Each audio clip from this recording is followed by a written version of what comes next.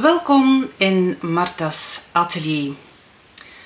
Zoals sommigen onder jullie reeds weten, ben ik steeds op zoek naar producten die niet giftig zijn voor ons tekenaar-schilders.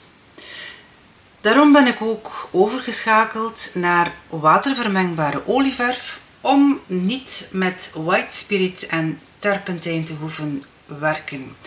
Maar ik gebruik ook pastelkrijt en pastelkrijt moet je af en toe eens fixeren. En fixeren, dat doe je best niet in je atelier binnen, maar buiten.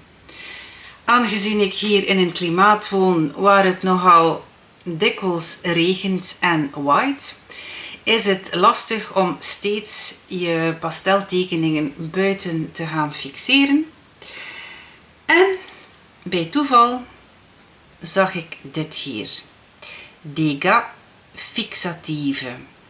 Blijkbaar zou Degas dit hier gebruikt hebben om zijn pasteltekeningen te fixeren. En misschien weet je het niet, maar Degas was een zeer goede pastelist. En hij gebruikte heel veel pastellagen over elkaar heen. En telkens hij één laag had aangebracht, dan fixeerde hij die laag en werkte daarna opnieuw op de gefixeerde laag op. Als ik nu ga kijken hier achteraan dit flesje, wat zie ik? Dat het caseïne-based is. Nu, caseïne, dat is een eiwit gewonnen uit melk. En het vormt een uitstekend bindmiddel voor verf en lijm. Dus eveneens hier voor ons fixatief. Wat wordt dan nog gezegd? Dat je het kunt gebruiken voor heel veel. Voor zachte pastel, oliepastel, houtskool, kleurpotlood, comté, grafiet, krijt, gouache en waterverf. Dus echt voor heel veel kan je het gebruiken.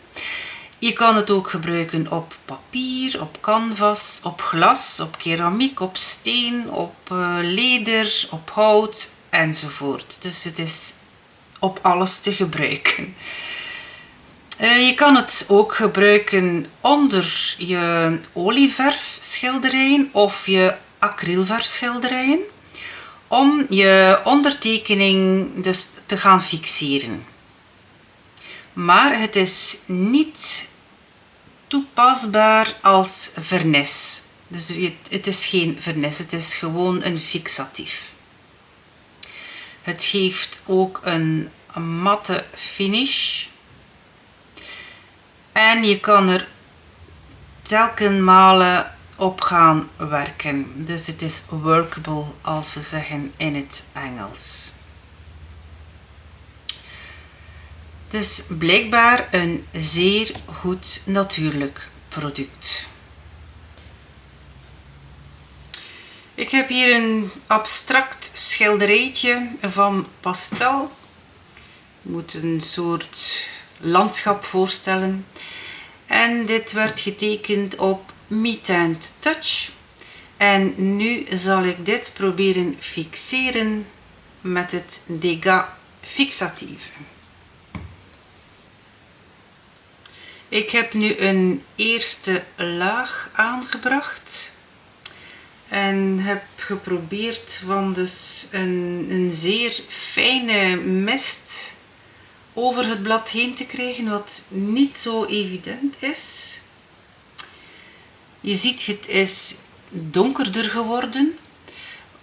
Ik laat het nu drogen en wanneer het droog is, ga ik zien of het heel fel verdonkerd is of niet.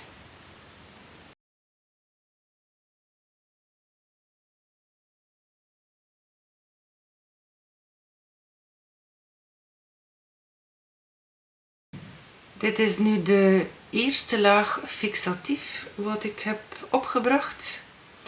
En als ik kijk, ja, er komt nog altijd pastel af. Dus er zal een tweede laag nodig zijn. Dit is nu 2 maal gefixeerd en ik zal eens zien. Ja, er komt toch minder pastel af van het blad, maar het zou nog een derde maal kunnen gefixeerd worden om misschien nog minder pastel, zodanig dat er nog minder pastel loskomt van het blad. Kan je daar nu opnieuw gaan op werken? Jazeker. Dus je ziet ook dat het wel een beetje donkerder geworden is.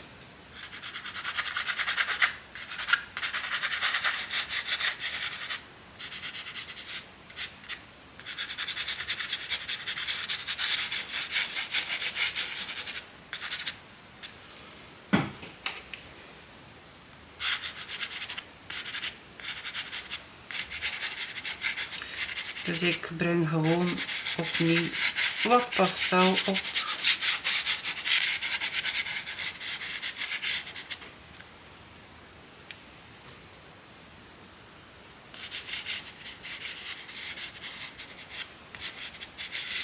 Dus ik wil hier geen kunstwerk maken, maar het is gewoon een test wat kan en niet kan met het product.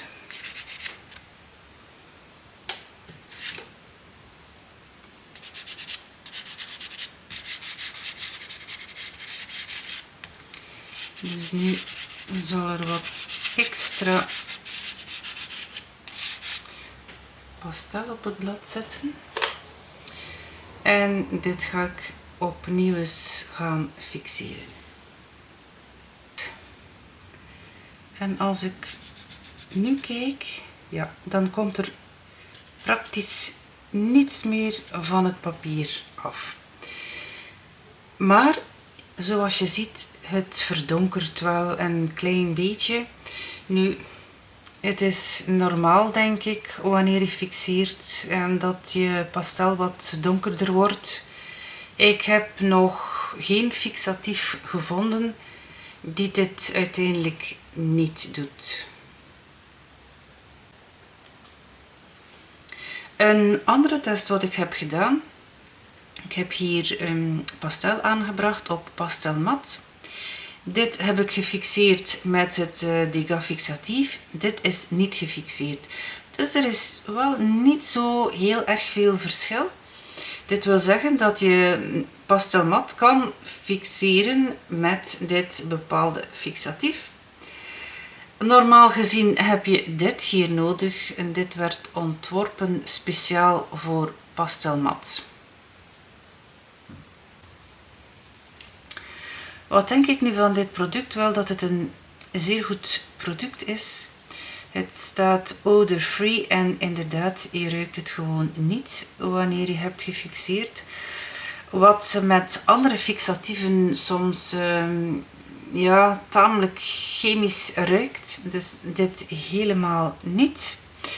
Je kan evenzeer pastelmat gaan fixeren. Dus ja, ik zal het zeker en vast in de toekomst veel meer gaan gebruiken. Ziezo, beste mensen, dit was wat informatie over dit fixatief.